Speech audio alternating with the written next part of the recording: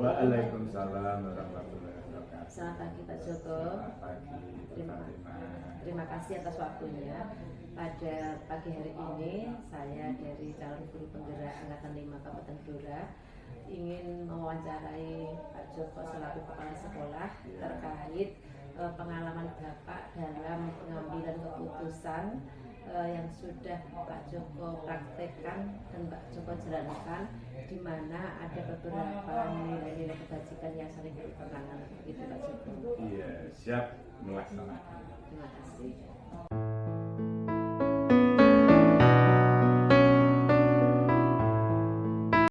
Baik, kami akan menyampaikan identifikasi apakah itu masalah etika yang kaitannya dengan dilema etika ataukah itu permasalahan yang berkaitan dengan rujukan moral. Nah, kalau dilema etika itu permasalahan itu menurut beberapa pihak itu permasalahan itu memang benar ya. Jadi boleh dikatakan dari saya mengatakan itu benar, orang lain juga mengatakan benar, sehingga harus ada suatu kebijakan, kebenaran itu dipandang dari sisi mana yang lebih menguntungkan. Itu etika, dilema etika. Kalau rujukan moral itu suatu permasalahan itu dihadapkan pada permasalahan-permasalahan yang kaitannya bertentangan dengan aturan dan juga ada sanksinya, baik itu sanksi moral maupun sanksi-sanksi yang lainnya. Itu identifikasi dilema moral dan dilema etika dan rujukan moral.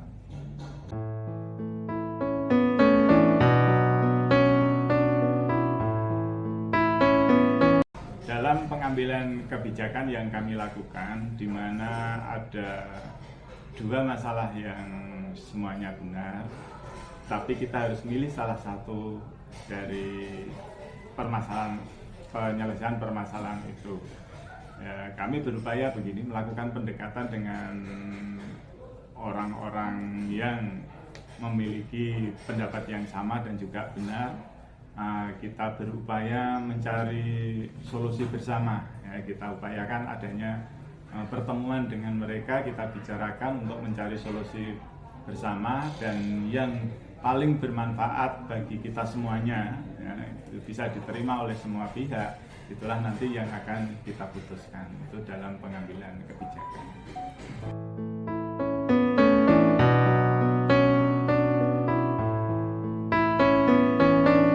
Dalam pengambilan kebijakan yang kami lakukan, di mana ada dua masalah yang semuanya benar, tapi kita harus milih salah satu dari penyelesaian permasalahan itu. Ya, kami berupaya begini, melakukan pendekatan dengan orang-orang yang memiliki pendapat yang sama dan juga benar. Kita berupaya mencari solusi bersama. Ya, kita upayakan adanya pertemuan dengan mereka, kita bicarakan untuk mencari solusi bersama dan yang paling bermanfaat bagi kita semuanya, ya, itu bisa diterima oleh semua pihak. Itulah nanti yang akan kita putuskan itu dalam pengambilan kebijakan.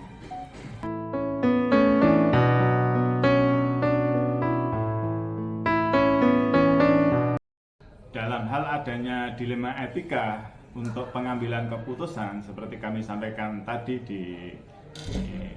sebelumnya, bahwa kita upayakan kita duduk bersama, ya, kita mencari solusi bersama. Itu menurut saya yang paling efektif itu. Jadi dengan duduk bersama itu kita saling memahami dan saling mengisi. Itu yang menurut saya sangat efektif seperti itu.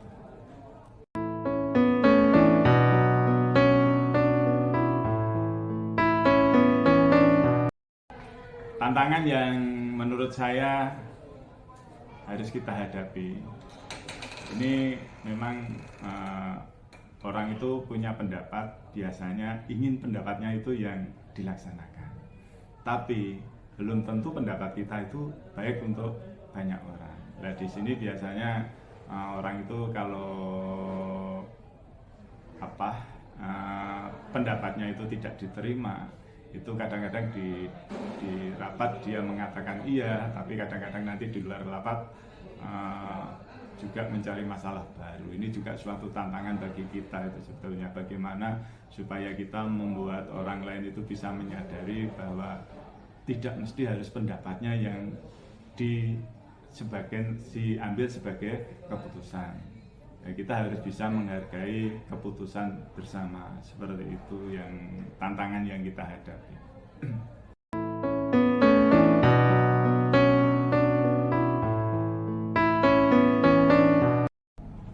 Untuk penyelesaian masalah yang kaitannya dengan adanya dilema etika, itu sebaiknya kalau saya ya segera aja diselesaikan supaya permasalahan tidak berlarut-larut. Kalau bisa diselesaikan di tempat itu juga, kita bareng-bareng lah bersama, duduk bersama seperti itu ya, sehingga permasalahan nanti tidak berlarut-larut seperti itu.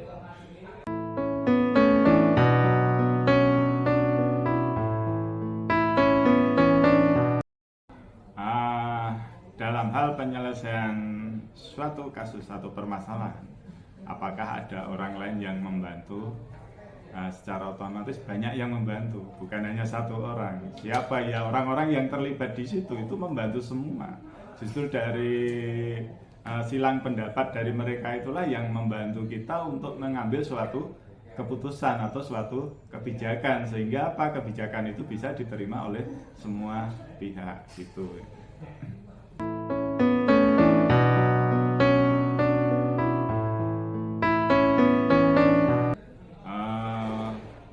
Dalam pengambilan dilema etika ini ya, keputusan yang berkaitan dengan dilema etika, hal yang dapat kita petik yaitu kita selalu berusaha untuk bersama-sama ya.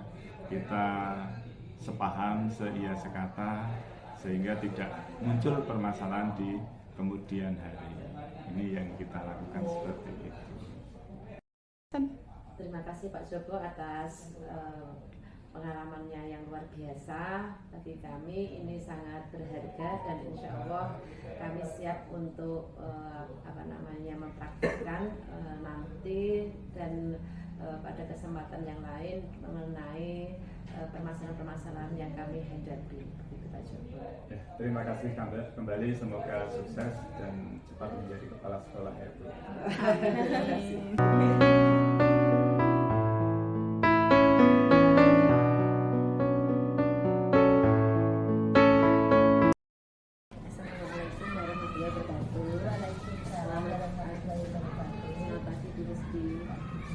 Terima kasih atas waktunya. Perkenalkan, saya Siti Fatimah, CGP Angkatan 5 dari SMA Negeri 2 Blora. Pada pagi hari ini saya mohon waktunya untuk mewawancarai jenengan selaku kepala sekolah terkait pengalaman ibu dalam pengambilan keputusan yang sudah jenengan praktekkan dalam menghadapi berbagai permasalahan yang ada di SD Negeri 3 Tembojo. Insya Allah nanti akan saya bantu apa yang dibutuhkan Ibu Fatimah, ada pertanyaan apa nanti akan saya jawab. Mengenai identifikasi kasus-kasus yang dilema etika dan bujukan moral, identifikasi dilema etika adalah bagi kami bahwa ada permasalahan di sekolahan kami antara benar melawan benar. Contohnya yaitu di sekolahan kami diadakan kegiatan KKB, sedangkan pelaksanaannya adalah pada waktu jam belajar mengajar pagi hari, misalnya antara jam 7 sampai jam 14. Sementara KKG harus tetap dilaksanakan. Itu bagi kami adalah merupakan dilema etika. Kemudian sedangkan bujukan moral yaitu permasalahan di sekolahan kami antara salah dan benar, sehingga itu pun juga merupakan permasalahan dari kami. Contohnya hal-hal yang ada di sekolahan kami yang biasa dilakukan tetapi tidak sesuai dengan aturan yang berlaku. Itu yang bisa saya sampaikan mengenai identifikasi dilema etika dan bujukan. saya selaku Kepala Sekolah SDN 3 Tempurjo di dalam mengambil keputusan, misalnya tadi contoh dari dilema etika, tadi ya ada pada waktu kegiatan KKG tetapi dalam jam belajar anak. Kami selaku Kepala Sekolah yang diletakkan di sini mengambil keputusan dengan cara mengadakan musyawarah kesepakatan dengan Bapak Ibu guru karena memang benar-benar sama sulitnya atau sama pentingnya untuk kegiatan belajar itu juga hak anak yang harus disampaikan, harus mendapatkan, sedangkan untuk KKG adalah pengembangan profesi guru. Sehingga kami mengambil keputusan diadakan musyawarah kesepakatan bagaimana supaya anak tidak dirugikan, sehingga kami adakan pada waktu di bawah jam pelaksanaan itu anak tetap masuk, diadakan pembelajaran secara luring, sedangkan pada waktu Bapak Ibu guru itu melaksanakan KKG, anak diberi pelajaran secara daring sehingga anak bisa belajar di rumah dengan tugas yang diberikan dari Bapak Ibu guru, sedangkan Ibu Bapak Ibu guru juga bisa melaksanakan pengembangan profesi yaitu dengan mengikuti KKG.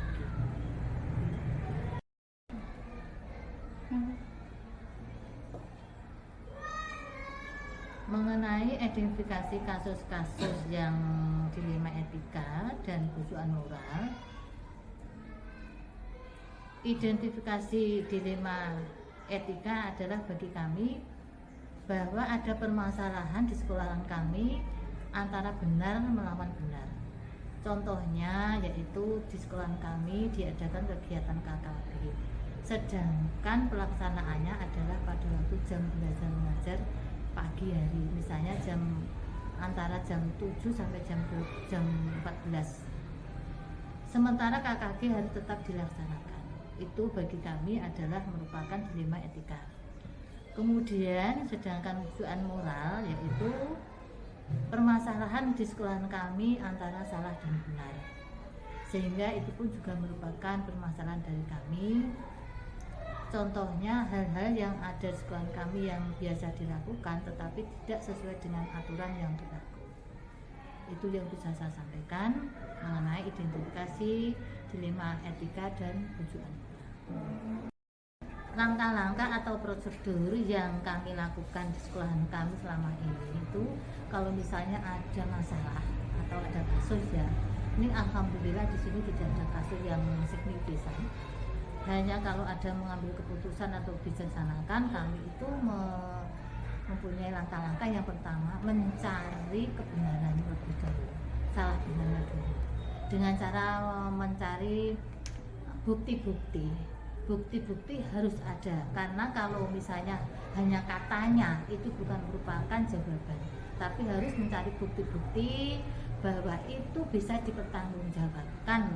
Kemudian dengan bukti-bukti yang kami temukan, kami mengadakan musyawarah dulu secara kekeluargaan, tidak secara mencuat keluar, tapi secara kekeluargaan. Dengan bukti-bukti tersebut kami mengambil keputusan secara kebetulan, sehingga di sekolah kami secara kondusif bisa menyelesaikan masalah yang ada di sekolah kami, tidak sampai jauh ke depannya. Begitu. Tantangan kami dalam pengambilan keputusan pada kasus-kasus dilema etika namanya saja bermusyawarah ya. Setiap Bapak Ibu guru juga mempunyai hak yang bisa untuk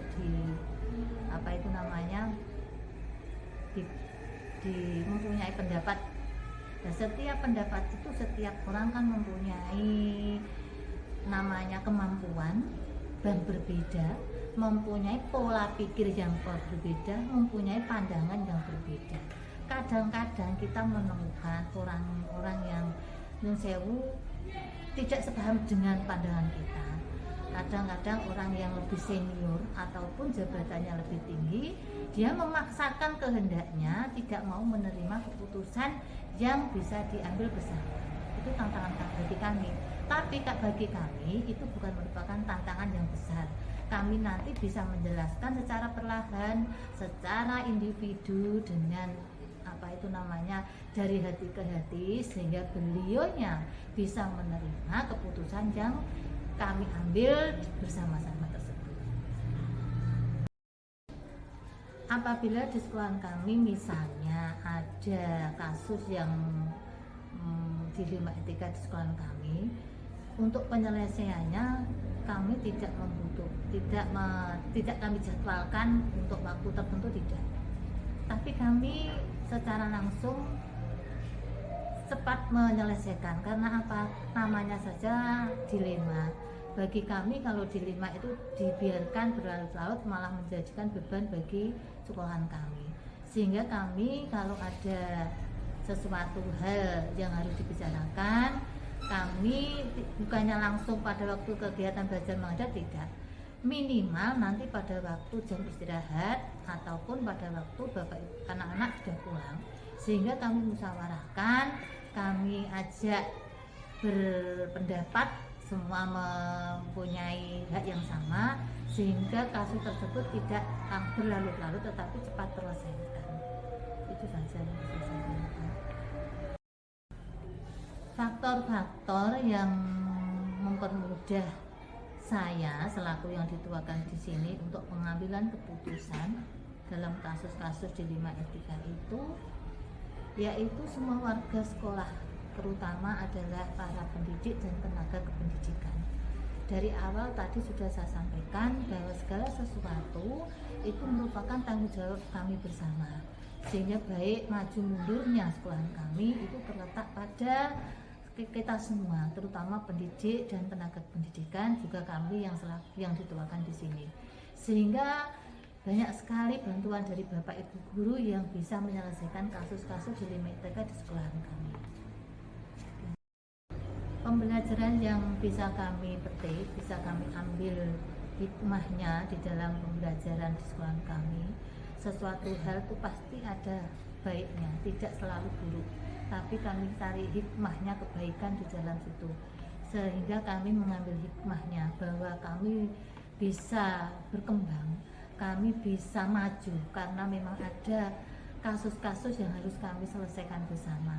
Dan itu juga hikmah bagi kami tidak bisa bekerja sendirian selaku kepala sekolah, tetapi kami memerlukan pendidik dan kependidikan, pendidik dan tenaga pendidik yang harus bersatu, harus berjuang bersama, harus bisa mempunyai persepsi yang sama untuk memajukan lembaga kami, yaitu SDN 3 Temburejo.